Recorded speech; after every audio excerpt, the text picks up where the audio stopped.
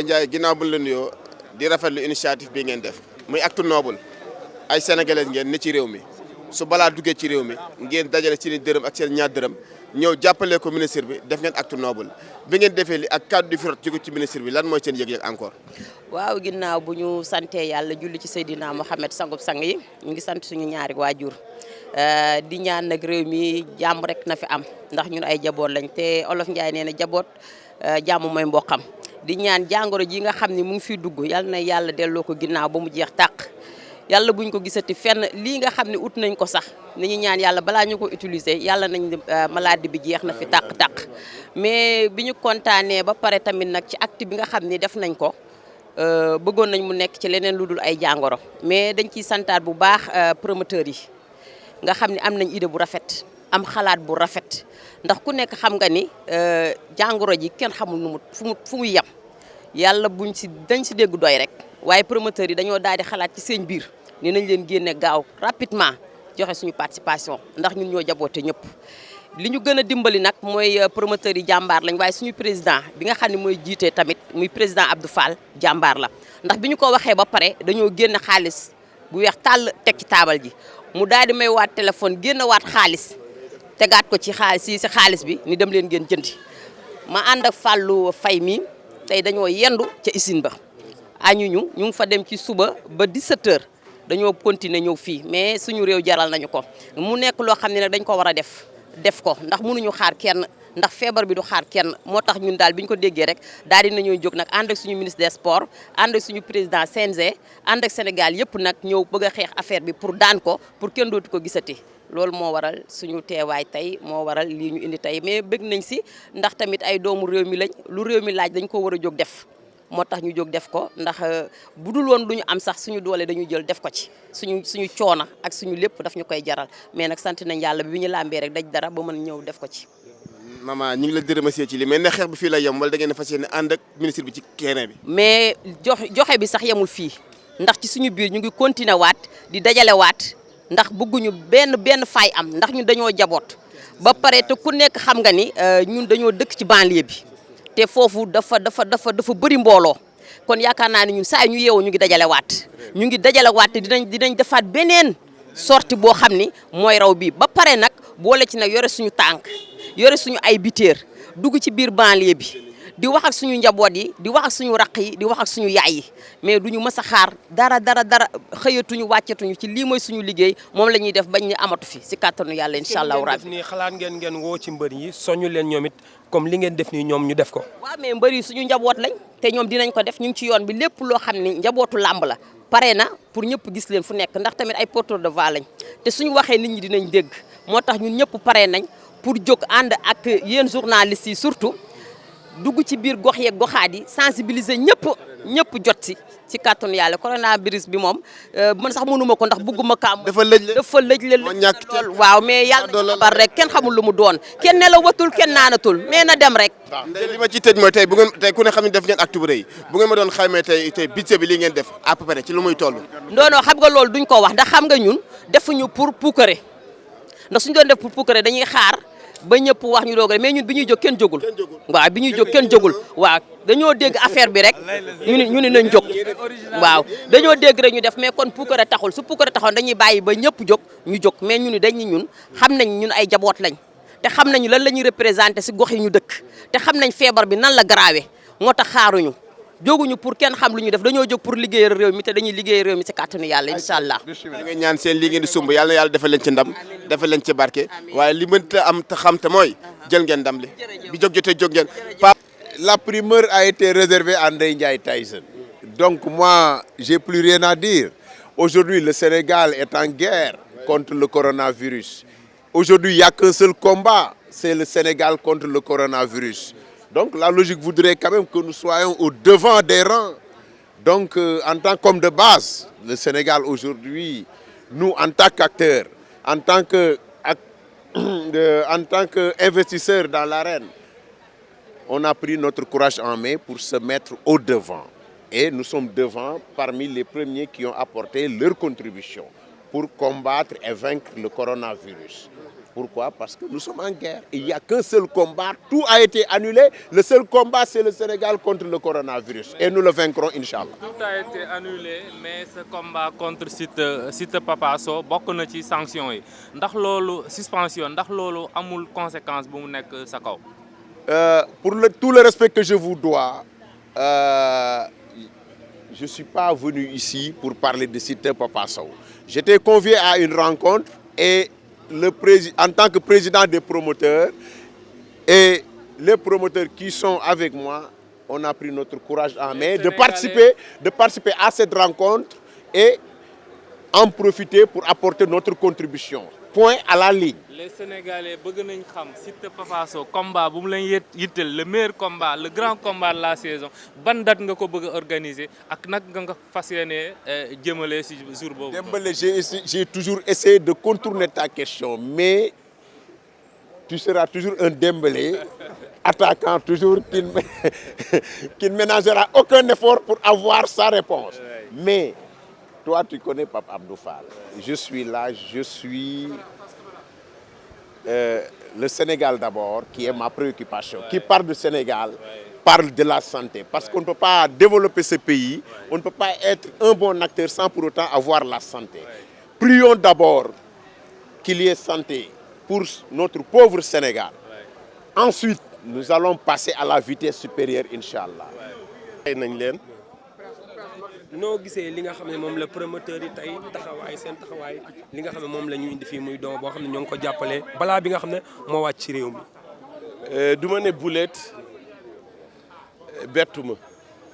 soo yàggee liggéey ak ay nit di nga xam seen jikko naam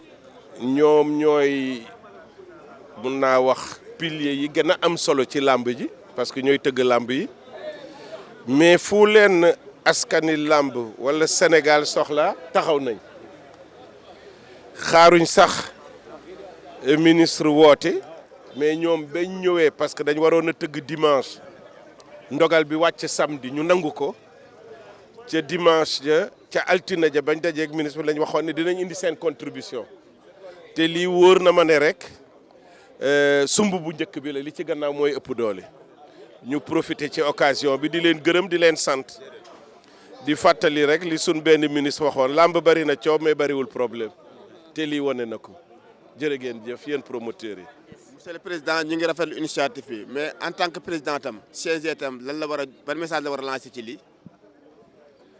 CNG am na lu ma wax ci biir léegi dama ne balaa su wàccee dafa am noo xam ne noonu lañ ko war a jëlee seetaan mu yóbbu lépp wala ñu fagaru ñàkk ko sàkket ko yemale ko te ñuy ñaan sunu borom mu dimbale Sénégal yi ñu jaar ci yoonu woowu te li waa ministère de la santé di wax ñu nangu ko déglu mooy nañ bàyyi joxe loxo nañ bàyyi dajaloo nañu génn ci bopp yi ne lii du dara la parce que li mun a lor ci diir bu gàtt dafa rëy donc ñun waa CNG ñu ngi laaj askani làmb yëpp waxuñ ñu dajaloo mais ku nekk fa nga toll li ñuy wax la bonne parole le bon message na nga ko joxe ci sa njaboot ñi wër sa njaboot pour lii gaaw a génn ci réew mi yàlla nasaxal ko ci monde bi yëpp.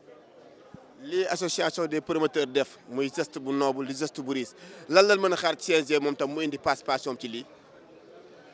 ah yaakaar naa ne borom kër gu am jom de su njabootam góorgóorlu moom itam dina góorgóorlu. mën nañu digresser un peu avec le problème des arbitres gis nañu sanction daanu no ñu bëgg xam nan la ñëwee. Je pense que la situation sénégalaise est tellement sérieuse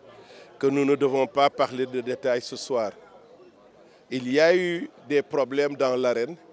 mais aujourd'hui je pense que le problème de l'arène internationale, qui est le coronavirus, est tellement sérieux que nous devons, comme on a l'habitude de dire, oublier les détails, nous concentrer sur l'essentiel. Et quand, par la grâce de Dieu, nous vaincrons ce virus, nous reviendrons sur les petites mouches ou les moustiques qui nous piquent. li ma wax léegi ci kàddu nasaraan pour que ñu mën koo gàttal mooy ñi nga xamante ne tey ñoom la yàlla dénk def ci ñoom ñu yore tàggat yaram ci Sénégal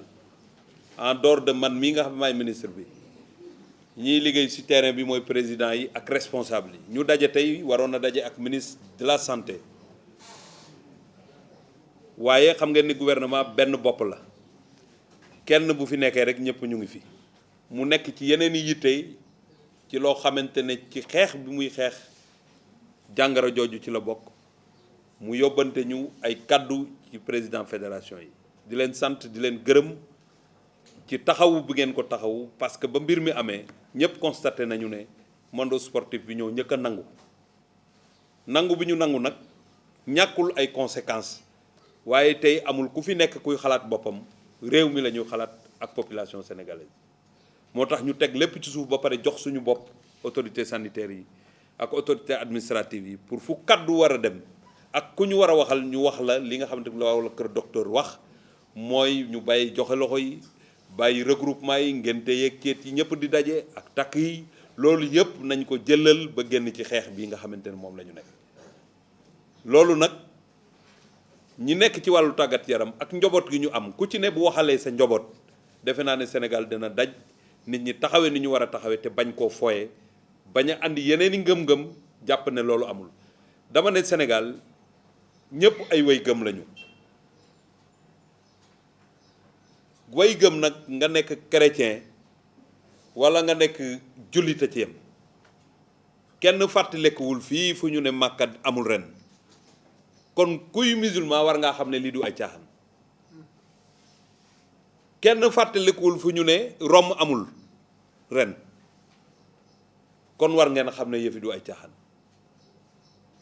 scientifique bi sax mun nay wax man ma bañ koo gëm parce que xaw ma li muy wax waaye ku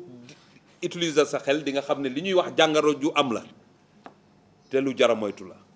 suñ demee bañ ne Maroc amatul juma tijjeetuñu jàkka yi war nañoo xam ne loolu mënul am bu jàmm rek amee waaw bu jafe-jafe amee nag ku ne dafa war a bañ a jànnaxe waaye mu jël ko au sérieux pour que effectivement ñu mën a taxaw ni ñu war a taxawee ci ñi nga xamante ni seen xam-xam dafa màcc ci wàllu woowu mooy lépp loo xamante ne médecins yi wax nañu ko comité national de lutte contre les épidémies wax ko ministère de la santé ànd ak ñoom di ko def dañu ko war a taxawee te jëf ko laajuñu rek nag sama xarit Amadou Kane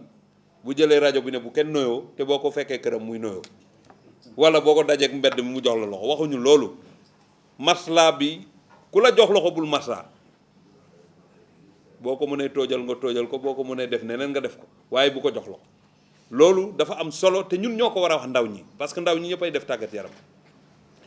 fii nag bi ñu dajee tey dafa am ndogal yu am solo yu monde sportif bi jël ñuy gërëm bu baax nag ñi njëkk a jënd ay produits andi ko te boobu waxtaan wi sax amul muy promoteur de lutte yi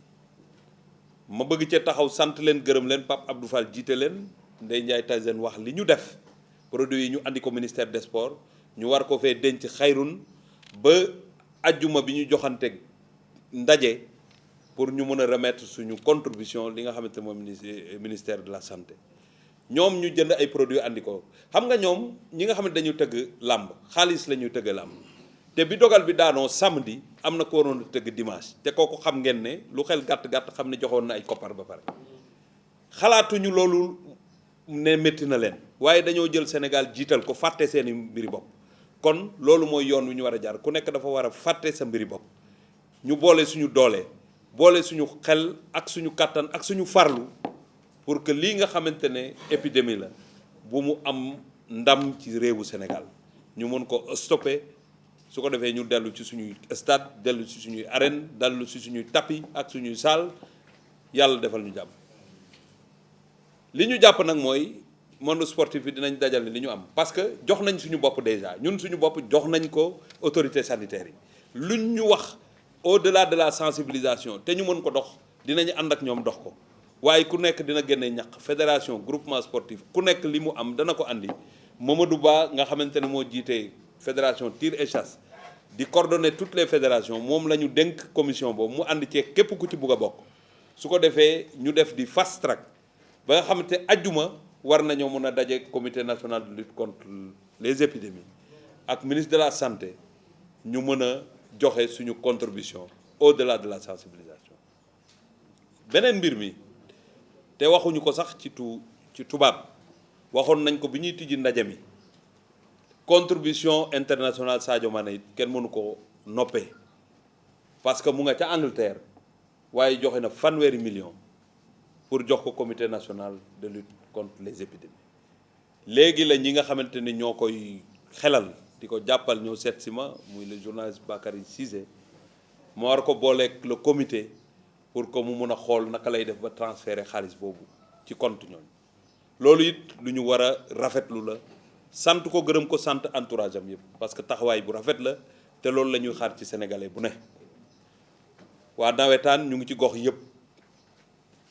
fépp ci village yeeg fu ne président bind na lettre wan na ma lettre bi mettre na ñëpp à la disposition des autorités administratives et sanitaires pour que ñoom itamit ñu taxaw ci xeex bi ni ñu ci war a taxawee ni ñu miin di def ci weti pouvoir public yi. kon président Konos Ndiaye nekku fii mais yaa fi ne ak yéen ñi fi nekk yëpp nelaw dafay jeex parce que sportif loolu lañ ko xamee. bu ñu bëggee gis ku bëgg réewam da ngay dem ci sportif ba surtout dirigeant sportif rek ngay gis mu nekk ci kuréel gu dégg bëccëg mu jëlal ko temps yëpp du feyeeku weer te dina dégg lu ne loolu nag lañ soxla fi ñu toll nii ay patriote yoo xamante ne dinañu gunge ñiy xeex yëf yi waaye dinañu porter la voix partout moo tax may engager le monde sportif tey niñ leen mës di engager pour que ngeen gën a góorgóorlu ci xeex bi góorgóorlu ci jàpp bi góorgóorlu ci gunge autorité yi déglu nag ñi nga xamante ñoom rek ñoo jar a déglu muy experts yi docteurs yi lépp lu ñu wax ne noonu la ñu war a taxawee war ngeen a yeggee kàddu bi ci askan wi ba askan wi taxawee noonu. kon loolu tey daanaka bu doon match bi jar a gañe nag mooy match bi te match bi jàpp naa ne dinañu ko gañe. leneen li nga xamante ne moo am te ñu bëgg ko wax mooy li am ministère des sports tey wut nañ thermoflash wut nañ liquide teg yéen i tamit seen fédération ak seen bureau yi fexe leen ngeen wut thermoflash ba nga xamante ne képp ku ñëw ngeen xool température am su température ba ëppee bu mu dugg si waaye woo leen sàmmi wala ngeen woo ñu ko jël si balaa muy sax dellu këram ci yoon wi mu am lu mu def ñu xool ko parce que mun naa yaram tàng sax te du loolu waaye nag dañuy fagaru loolu dénk nañ ko tous les responsables ñi nga xamante dañu am ay siège ay nit di leen fa fekk kon loolu laa bëggoon a wax di ñaan nit ñi nag ñu ñaan parce que ay way gëm lañu ñu bàyyi médecine ñu def seen liggéey waaye ñun jullit ñi nañ ñaan parce que jullit ñaan la am ku dul jullit nekk chrétien ñaan nga am parce que religion yi ñëpp ci yàlla la jëm ku nekk ci religion bi nga nekk na nga ñaan su ko defee ñi nga xamante ne dañuy gëstu ñaan googu mun naa tax ñu gaaw a gis li koy faj ñun ñëpp ñu boole xol yi te xam ne ku am jàmm mooy xëccoo di xeex waaye bu luy loreen tiimee Sénégal tey ñëpp a war a boole xol yi te bu ñu boolee xol yi yàlla dimbale ñu génn ci jafe-jafe yi kon maa ngi sant nit ñi di leen gërëm di leen wax nag ñu moytu nag ndaje yi nag complètement parce que li ñu war a def yëpp def nañu ko li ci des ci terrain bi la ne te pour mu nekk ci terrain bi mooy moytu dajaloo yi promoteurs yi nag ñaan nañ ma léegi bu ñu ñaanee ba pare ngeen bañ a jóg ñu def seen remise ñun ñëpp ñu fekke ko ñu dencal ministère de la santé yi mbir yi fii ba ajjuma ñu boole lépp joxe discipline na nga koy régler bu ñu nee bu kenn jóg ku jóg rek yaa ngi bugg a yàq liggéey bi pour ñu bañ a joxe loxo respecter li ñëpp wax mooy ñu ànd ak discipline du yara deku discipline mooy bu ñu nee bul jóg bu ñu nee jógal nga jóg bu ñu nee bul joxe loxo loolu moom mooy waaw échantillon la ñuy andi su ko defee ñu xool ko ñu fekkee remise bi ñu yëkkati séance bi maa ngi leen di sant di leen gërëm wasalaam. waaw salaamaaleykum amee not Dakar Buzz ñu ngi leen di nuyuwaat di si leen siyaar demaan mbégte tey ñu ngi woon fii ci ministère bi doon fi def nag benn remise boo xam ne l'ensemble des promoteurs nga xam ne mooy association des promoteurs Pape Abdou Fall jiite ko nekk seen président tey ñoo doon indi seen ndimbal ci yëf yi. indi nañ nag lu am solo indi nañ ay gel antiseptique ci ngir jàppale ko ministre bi nga xam ne mooy Matar Ba mu war koo jox Abdoulaye Diouf Sarr muy acte bu noble nag ñuy ñaan corona yàlla na fi corona yaa ñu la jël corona yàlla na ko fi yàlla jëlee ci barkirinte bi sonal ngonu lëjël ngonu waaye ñu ngi ñaan suñu borom jëlee ko fi balaa la bu wàcc ci réew mi rek ñu ngi ñaan suñu borom jëlee ko fi te yàlla defal nu jàmm defal nu tuuti rek defal nu xéewal di wax nag képp kuy promoteur wala képp kuy sénégalais rek na nga gis sa bopp ci lii xam ni am ko ci part boo xam ne war nga ko cee def waaye lii association des promoteurs def acte bu rëy la acte noble la acte la boo xam ne képp kuy sénégalais na nga ci gis sa bopp jàpp ne lii sa yëfu bopp la jërë ngeen jëf jaa ngeen jëf Pape du jërëjëf ak ñi nga àndal ñëpp di gërëm ñëpp nag jërë ngeen jëf corona ceeg fi jógal lëjël nga nu yaa ñu la jël